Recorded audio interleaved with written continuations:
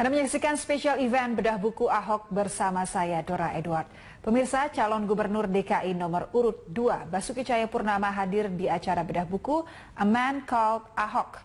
Di acara tersebut selain membahas buku yang ditulis Rudy Valinka, Basuki Cahayapurnama atau Ahok juga menerima keluh kesah warga Jakarta terkait pemerintahannya selama ini. Langsung saja saya ajak Anda untuk mengikuti acara bedah buku A Man Called Ahok. Ya, ini penting ya. Orang bilang Pak Ahok tuh keras kepala gitu ya. Dia waktu kecil pelajaran matematikanya agak kurang, kalah sama temen kelas sebangkunya dia. Namanya Pak Yono waktu itu. Jadi dia mau nyontek. Beliau sempat waktu itu menyontek, tergoda juga nyontek gitu ya. Terus sama Pak Sayono dibilang begini, Hok, lu kan anak orang kaya, bapak lu tauke, ya bapak lu tauke. Jadi kalau lu nyontek sama gue, ntar lu kan jadi pedagang. Sementara gue ya jadi petani aja. Sebenarnya kalau orang sekarang ini tersinggung dong, lu kok pelit banget sih nggak mau kasih nyontek. Tapi beliau mikirin, iya juga ya. Nah makanya sekarang Pak Ahok pun begitu. Kemarin ketika dia ngomongnya terkesannya meletup-meletup, orang bilang kasar, sekarang udah beda. Namanya bukan Ahok lagi, Basuki ya Pak ya. Udah halus sekarang, bukan kayak Ahok lagi sang. Saya bilang Bapak ini dari tanah Sunda. Nah jadi beliau mau mendengar kalau itu dirasakan benar gitu loh. Nah mungkin hari ini juga sama, Pak Ahok banyak musuh di Jakarta. Tapi ketika ketemu beliau yang salaman dulu loh. Nah jadi begini, kalau saya ngomong terus kayaknya nggak asik. Hari ini spesial buat Pak Ahok. Spesial buat Pak Ahok, saya manggil Ustadznya langsung datang ke sini. Ada. Silakan Pak Ustadz Agung di sini. Beliau langsung dari Belitung.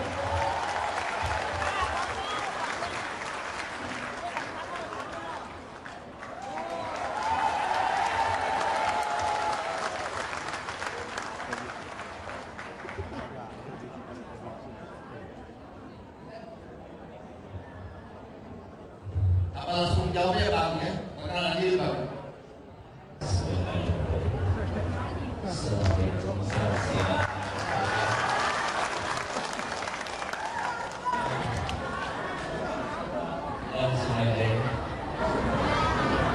Saya dari Belitung Timur.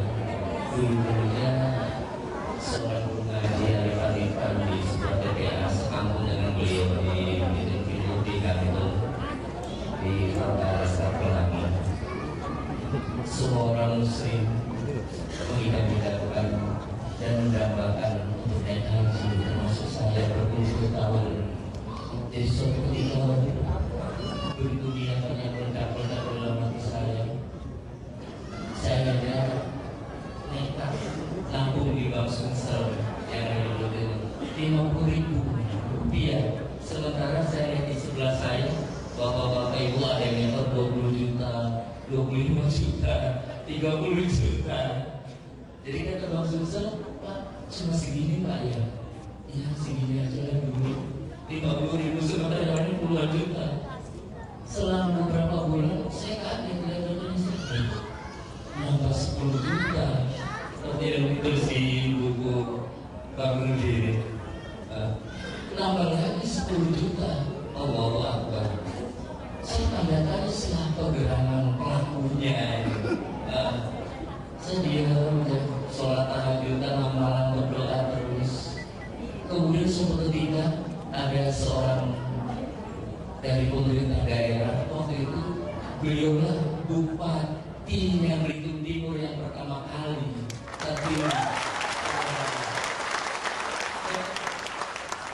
Kalau bupati juga masih pas-pasan, belum seperti sekarang udahnya masih di kantor lama begitu, sekolah SD di Manggar. Begitu belum ketemu saya, nggak banyak basa-basi, langsung ngasih bungkusan resen itu. Saya ini pasti isinya dulu ini. Langsung dikasih ini Pak Agung. Ini memori banget. Ini uang untuk Pak Agung yang tadi 30 juta sih. Banyaknya duit saya. Sementara uang yang sudah ditabungan itu adalah 20 juta lebih kalau nggak salah. Ditambah lagi dari dulu 30 juta. Oh, subhanallah. Jadi saya terima. Dan langsung banyak di saya. Udah itu baru dia ngomong. Tapi kembali lagi duit saya 20 juta Pak. Lupa dikembaliin Pak. Kalau kamu mau tahu, yang ngisi uang rekening utama lagi itu uang pribadi saya. 10 juta. Kalau tunggu dari pemerintah daerah dan bagian sosial, lama buat mereka di antrian tunggunya lama. Jadi saya sekali tanya, ya Allah, sebegitu jauhnya seorang Ahok dalam diri saya. Selalu saya pegang tangannya, terima kasih Pak Ahok, terima kasih. Saya tidak akan melupakan desa baik Pak Ahok. Waktu dia sebelum sih cerita kamu biasa aja. Saya dulu sering SMS-an terus udah nggak usah dipikirin. Padahal saya diundang Natal, saya nggak pernah datang. Ini nggak pernah datang. Cuma terakhir waktu reses belum jadi ketua DPR RI, belum open house, baru saya datang untuk yang terakhir. Nggak pernah datang aja begini. Subhanallah, luar biasa. Sampai-sampai SK-nya yang masih cap basah Pak Ahok itu masih belum bupatinya, ada tangan luasnya. Bang Surya itu Pak Ahok sama guru juga tadi masih Pak punya megang ya, masih cap basahnya ada di tangan guru itu. Allah, udah selesai naik haji, saya juga mendoakan beliau. Kemudian beliau terus nyalon di calon gubernur di Bangka Belitung, provinsi Bangka Belitung. Saya meneruskan visi-visi beliau, salah satunya beliau untuk membangun sebuah pondok pesantren. Nah, yang masukan masih dari kawan beliau. Namanya itu Al Qudus. Di Indonesia, di dunia nggak ada pesantren yang namanya Al Qudus. Iya. Akhirnya wajar aja masyarakat atau agama yang ada di masyarakat Belitung Timur, tokoh agama termasuk Alon Bagi, gak ada yang setuju. Iya, soalnya kan Indonesia ini kan mau gereja. Ya kalau di Islam itu ada yang kudus, yang salah, nama-nama asal-usul, ya Rahman, ya Rahim, ya Jembar, kan begitu. Cuma karena Islamnya cetek barangkali ya. Saya itu lebih cetek lagi sebenarnya. Akhirnya orang-orang tua tokoh agama setuju aja dirubah namanya, ngikutin aja, jangan sampai jadi fitnah pro dan kontra. Akhirnya namanya Darul Jadid. Di gambar itu ada alas sama-sama, dan salah satu ustadznya yang ngajar itu adalah saya.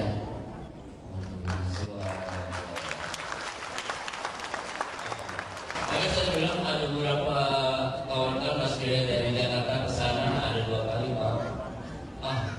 Nggak gitu-gitu amatnya penista agama, yang membahayakan penista hati dia.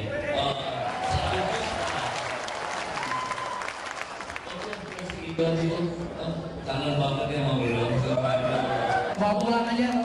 Satu lagi, dia diteruskan oleh adik beliau Pak Basuri. Pak Basuri nggak kalah dengan beliau. Kalau beliau sering menolongi orang-orang haji, termasuk Pak Kemenak, Menteri Agama Kabupaten itu keluarganya dikasih. Termasuk ada kawan saya, ini sisanya 20 juta Pak, mau saya kasih Pak Jahani. Kalau dekat beliau, bukan naik haji. Itu positif berangkat dan berangkatnya barang saya, tapi nggak ngakuin itu. Baru berangkatin dari beliau. Benar kata Pak, bukan Pak, Tauji, kesina beliau sering disakiti, sering dihianati, sering didustai. Tapi beliau jalan terus saja. Ada beliau Pak Basuri yang Bupati Belitung Timur teruskan beliau kemarin ya. Itu juga nggak kalah kalau kalah. Kalau saya paham naikin haji orang-orang bisa, kenapa saya enggak? Tapi saya lewat program haji daftarnya ada 20 tahun, 30 tahun, sampai 20 tahun. Akhirnya naikin jamaah orang-orang yang tukang kubur dan kubur, tukang nyapu masjid, marbot masjid, tukang melahirin anak, terus pokoknya tukang mijit orang-orang tua dan sebagainya, sejumlah 100 orang. Ini datang buku loh. Berarti nanti Pak Ahok naikin gaji tukang pijit Alexis.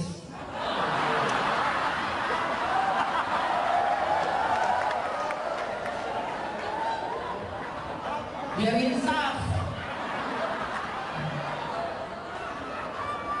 Bercanda ya Bu ya, jangan ngantuk. Tolong jangan disebarin.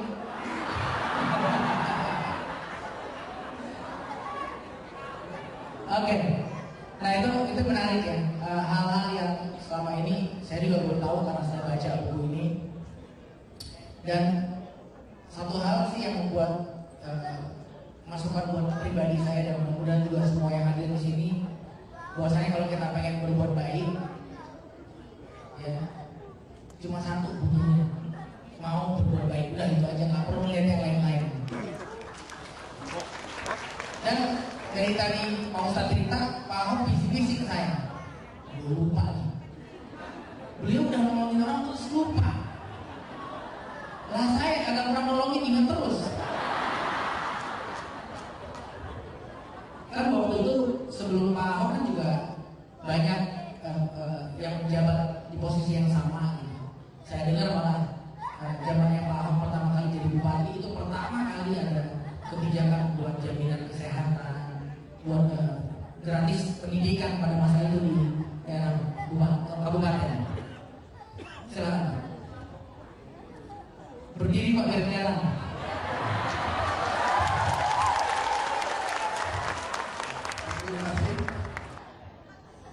Jujur aja saya gimana ceritanya dia. Saya kira saya dipengaruhi dari seorang bapak saya ya. Bapak saya ini orang kampung, betul-betul tinggal di kampung. Jadi kalau orang dulu kalau bilang Gantung, Kota Laskar Pelangi itu tuh kampung banget. Karena dulu bukan kabupaten, hanya kecamatan. Saya masih ingat waktu bapak saya meninggal tahun 97. Ini tahun 97 nih. Kalau saya udah modern ya. Waktu pulang, karena jenazahnya dibawa pulang dari Jakarta udah malam. Mertua saya ikut pulang pertama kali, istri saya ikut pulang pertama kali, pulang ke Belitung nih. Sampai Belitung udah kubur, udah pulang, istri saya bercanda begini. Waduh, dia cerita sama ipar yang lain, tau gak? Kita ketipu sama gaya Ahok ya. Ketipu apa? Gayanya kok kayak anak megapolitan, gak tau orang kampung banget gitu. Belitung ini koki dari Lima ya. Makanya kalau tahun 2012 Pelangi itu kebayang. Itu di tiap kecamatan dulu punya lapangan golf kayak gitu. Ini ini punya lapangan golf. Tinggal tuh ke lapangan golf nggak hancur ya. Oke tiap kota. Kalau orang tenis nggak usah ngomong. Biliar nggak usah ngomong. Volley basket nggak usah ngomong. Lapangan tenis mah udah mewah. Lapangan golf tiap kecamatan. Jadi saking PD5 di daerah lalu daripada itu, karena terlalu boros. Nah di tengah situasi seperti itulah kami dilahirkan di kampung. Yang bapaknya itu orang kampung lagi, di selatannya lagi. Itu di Dendang itu lebih kampung lagi tuh.